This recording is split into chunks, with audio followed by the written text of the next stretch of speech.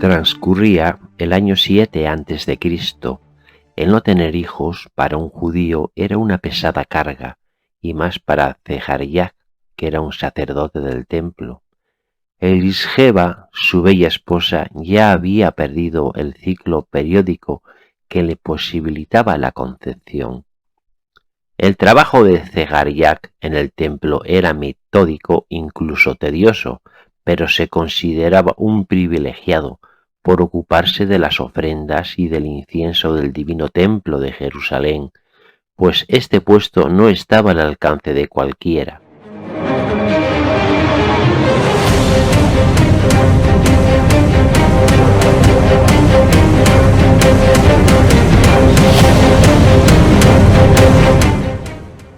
Tanto él como su esposa eran descendientes directos del propio Aarón el mandeo, que acompañó a Tutmosis desde Egipto a la tierra prometida. Zechariah era un hombre piadoso que pasaba casi desapercibido para cualquiera. Su pacifismo absoluto era su forma de ser, pero en su mente ocultaba un secreto inconfesable, pues de saberse podría causarle la lapidación en público. Este secreto era una pura y dura blasfemia a los ojos de los doctores y los escribas de la ley mosaica. Cada noche, tal y como le enseñara su abuelo, y por tradición familiar, desde el tiempo del padre de todos, Aarón se prestaba a la adoración de un ser antropomórfico con cabeza de carnero. Era un dios pagano egipcio, un dios carnero, que fue adorado por los antiguos egipcios como Amon-Ra.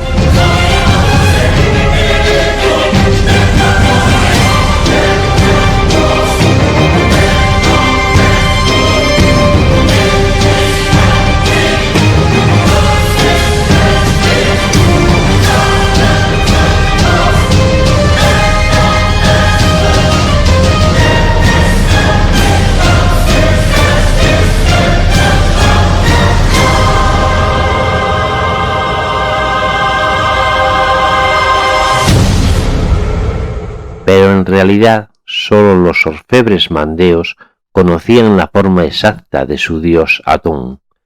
Zechariah recordaba las palabras de su abuelo, que todavía en la soledad de la noche volvía a oír en su cerebro.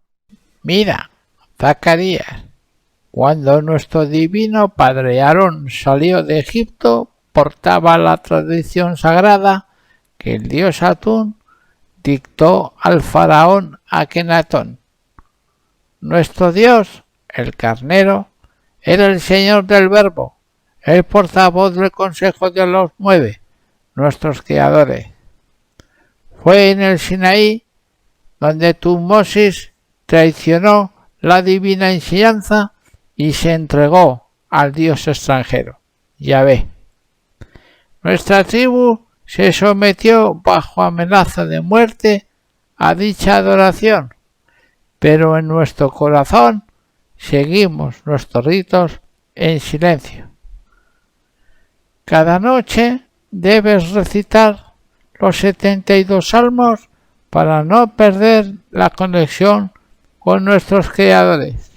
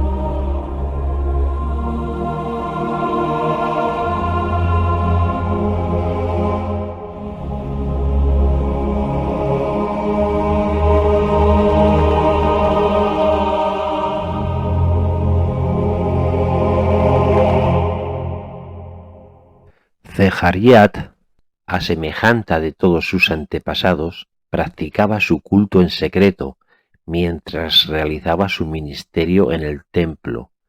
Zehariah era inteligente y no se apartaba de la tradición judía.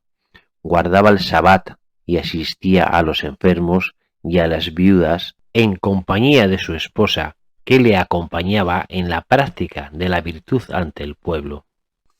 Ellos eran un matrimonio ejemplar, y esa imagen externa les protegía de cualquier comentario y les permitía mantener el secreto, su propio culto.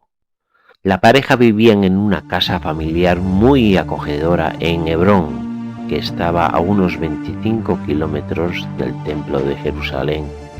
El trayecto en carro era lento y pesado, por lo que se alojaban en la casa de un familiar durante 3 semanas y retomaban a Hebrón la semana que libraba del servicio sacerdotal. Un día, hacia el mediodía, cuando el sol brillaba en lo alto, ocurrió algo insólito, que ninguno de los dos comprendía y que jamás habían visto. La luz del astrosol se fue apagando hasta hacerse de noche. El pavor les invadió y Elisheba, asustada, preguntó a su esposo: ¿Qué está pasando, Zehariah? No sé, querida, no es tiempo de eclipses. ¿No será el propio Hasatán que quiere hacernos daño? No lo creo. Pero, ¿por qué quería hacernos daño? No hemos cometido falta alguna. Pasados unos segundos, del disco opaco solar emergió un segundo disco. Poco a poco la luz salió de nuevo y el pequeño escudo ardiente se fue aproximando a tierra. Era enorme y brillaba como el sol. Esta es la mirada de Dios. ¿Cómo lo sabes? ¿No ves cómo brilla, mujer? ¿Cómo va a ser la morada del mal? El escudo ardiente era redondo y parecía girar sobre sí mismo suavemente. Algo llamó la atención de la pareja. En la medida que se acercaba, se iba definiendo en su panza un extraño signo, una H, con una línea vertical en el centro. Curiosamente, este signo era exactamente igual a algunos dibujos sagrados que su abuelo le había confiado. Hacemos aquí un pequeño paréntesis para decir que el 1 de junio del año 1967, numerosos testigos que se hallaban en la zona de San José de Banderas, Madrid, España, vieron un objeto discoidal con un extraño símbolo en su panza. Este símbolo era una H con una línea vertical en el centro.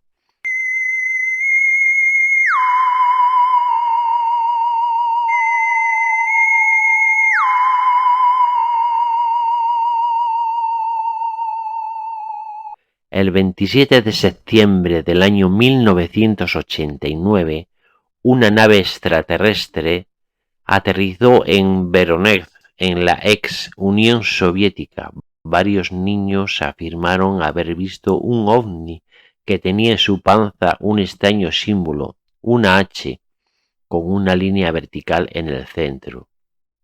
Para algunos investigadores dicen que este símbolo pertenece al planeta Humo, mientras que para otros dicen que pertenece al planeta Urano.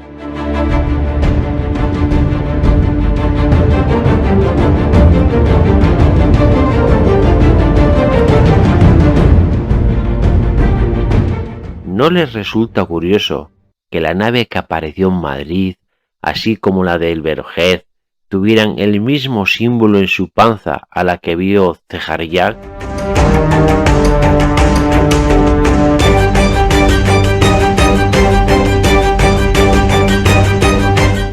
Bueno, aparquemos este tema, pues lo trataremos en un vídeo aparte.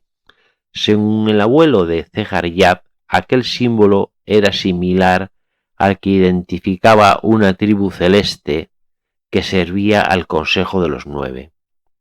El escudo ardiente estuvo sobre la casa hasta la hora nona, cuando las sombras de la noche lo oscurecieron. aquel extraño objeto llameante no volvió a aparecer y el matrimonio no hacían más que preguntarse el por qué sucedió ese extraño fenómeno. La pareja eran seres temerosos de Dios y pensaban que algo estaba por suceder, aunque no lo entendían. Para Elisheba el sexo le resultaba una molestia y era muy difícil que reclamara a su esposo tener relaciones sexuales, ya que debido a su avanzada edad había perdido casi en su totalidad el deseo sexual. Algo extraño le estaba ocurriendo esa noche. Su cuerpo comenzó a acolarse y a sentir un inmenso deseo de abrazar a su esposo y sin mediar ninguna palabra, impulsada por el deseo, se abalanzó sobre él para consumar la unión carnal. Zecharyah, sorprendido, guardó silencio, no dijo nada, pero no comprendía el comportamiento de su esposa, ya que hacía años que no se daba esta situación. En todo caso, él todavía conservaba el vigor y las ganas necesarias, pero se contenía ante la apatía de Elisheba. Esa misma noche Elisheba tuvo un extraño sueño. Soñó que un caballo blanco radiante con alas extendidas venía volando desde el espacio y se alojaba en su vientre.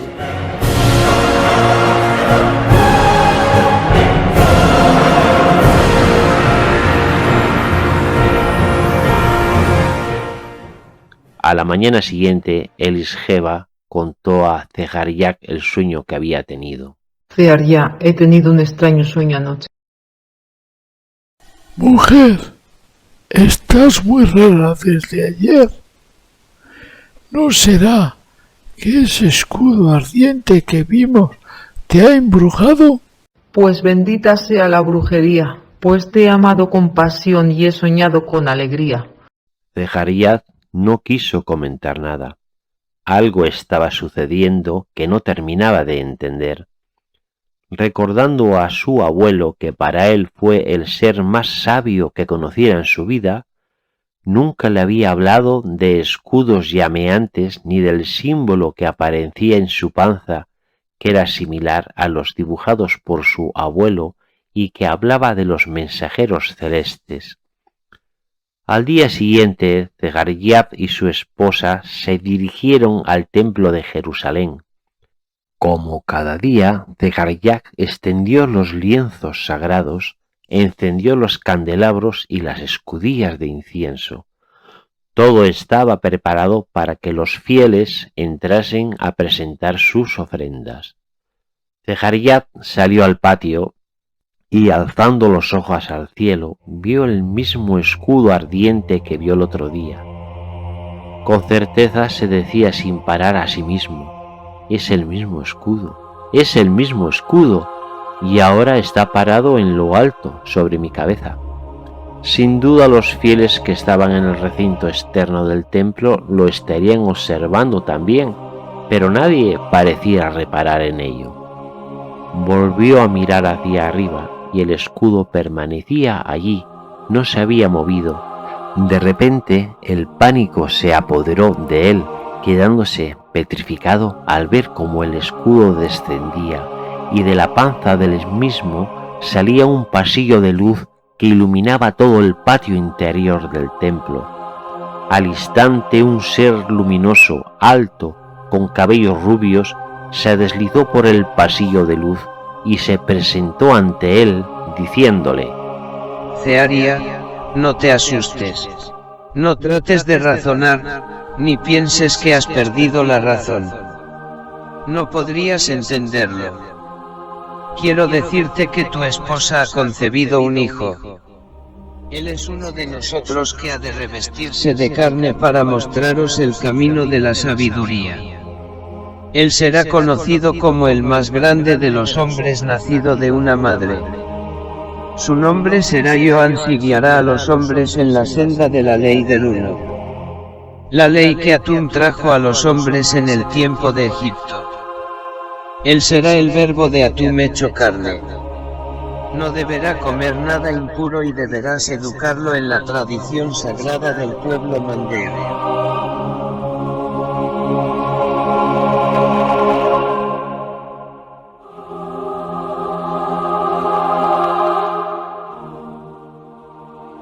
El ser luminoso se fue diluyendo poco a poco y el pasillo de luz que salía del escudo se fue replegando hacia el extraño objeto que ascendiendo desapareció entre las nubes. Zeharia seguía petrificado mirando al objeto. No se podía mover. Las náuseas y las arcadas le hicieron vomitar y volver en sí. Estaba pálido y finalmente sus rodillas se doblaron postrándose en el suelo. Los dos sacerdotes que estaban en su ministerio, al ver que no se daba acceso a los fieles, se asomaron al patio y vieron a Zeharia arrodillado en el suelo con rostro desencajado. Le reanimaron y finalmente le obligaron a que abandonara el templo. Elisheba, al verlo, le dijo: ¿Qué haces tú aquí ahora? Deberías estar en el templo. No, querida, no puedes imaginarte lo que me ha ocurrido. Mira, mujer, lo que ese ser de luz me dijo es terrible y a la vez grandioso. Yo no me considero digno de recibir tal designio. Habla de una vez. ¿Qué te dijo? Él no me hablaba, él no movía los labios, pero su sonido se metía en mi cabeza como el sonido machacante de un martillo. Debía ser magia divina, pues además de escucharlo, veía imágenes y formas que jamás hubiera imaginado. Él me dijo que el propio Atum tomaría el cuerpo de nuestro hijo para hablar a los seres humanos. Vi a nuestro pequeño hablando a la multitud. Su voz era melodía. Los pájaros detenían su vuelo para escucharle. Los peces saltaban del agua para sentir el sonido del verbo que emanaba de su boca. También me dijo que el rey Herodes, que personificaba el mal, buscaría la manera de darle muerte, pues él creía que le quería arrebatar el trono y ser el rey de Israel. Me dijo que el pueblo hablaba mucho del milagro de tu concepción y creían que Johannes viene para liberar al pueblo. Pero él es un ser de paz y jamás será rey ni empuñará una espada. Me habló que la salud de nuestro hijo sería muy precaria y debería cuidar su alimentación, y que cuando tenga 5 años, Johannes y tú deberéis refugiaros en la montaña, pues el rey lo buscará para darle muerte. Elisheba comenzó a llorar, diciendo: Ni siquiera sé si estoy encinta y ya están matando a mi hijo no nacido. ¿No es acaso una maldición? Ya te dije, esposo, que ese escudo era una señal del mal. No, mujer, no puede ser, pues un emisario de Dios descendió de él y me habló. Mi corazón en ese momento se llenó de gozo y él no me engaña. Y Elisheba dio a luz a su hijo en un parto muy dificultoso. Los primeros años de la infancia del pequeño fueron muy difíciles, ya que no toleraba los alimentos y la fruta, la miel y la leche de cabra fueron lo que le salvaron la vida. A los 4 años, Johannes casi muere de una obstrucción intestinal. Por otra parte, sus pies eran muy débiles y cojeaba ligeramente del pie izquierdo. Zeharia, cumpliendo las instrucciones del enviado del cielo, no educó a su hijo en la tradición judía ni en la adoración a Yahvé. Mientras él seguía su ministerio en el templo, el niño fue educado por los mandeos o nazareos, educación que habían recibido de Egipto. A partir de los 5 años, Zeharia dejó de ver al niño, pues tenía que protegerle. El pueblo comenzó a murmurar del milagro que se había producido en una mujer estéril, y fue mucho mayor cuando comenzaron a oírse rumores que tanto la madre como el niño habían desaparecido de Hebrón, sin que nadie supiera en dónde estaban. 1000 veces preguntaron a Zechariah sobre el paradero de su familia, pero él jamás respondió. Los espías de Herodes informaron al monarca de los rumores que se escucharon en el pueblo con relación al nacimiento del Mesías prometido por los antiguos profetas, que liberaría al pueblo y tomaría el trono siendo proclamado rey de Israel. Herodes era muy supersticioso y en mayor medida con aquel pueblo tan extraño, atado a las viejas creencias y profecías, hizo llamar a Zechariah a palacio en numerosas ocasiones para interrogarle.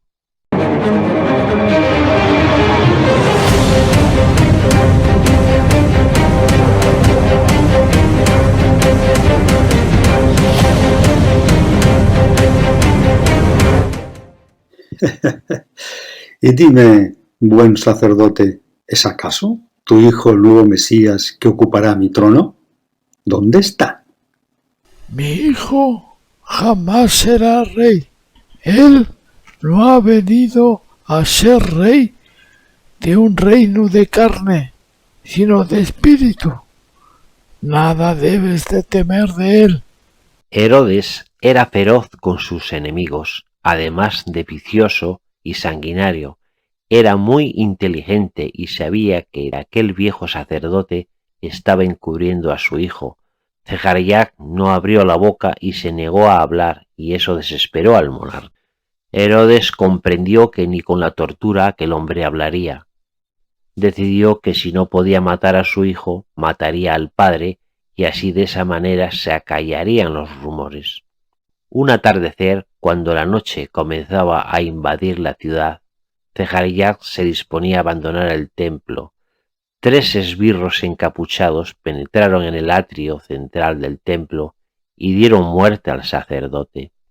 Su sangre impregnó el tabernáculo de la alianza y el pueblo entró en pánico, pues Herodes no toleraba los comentarios de aquel pueblo indomable.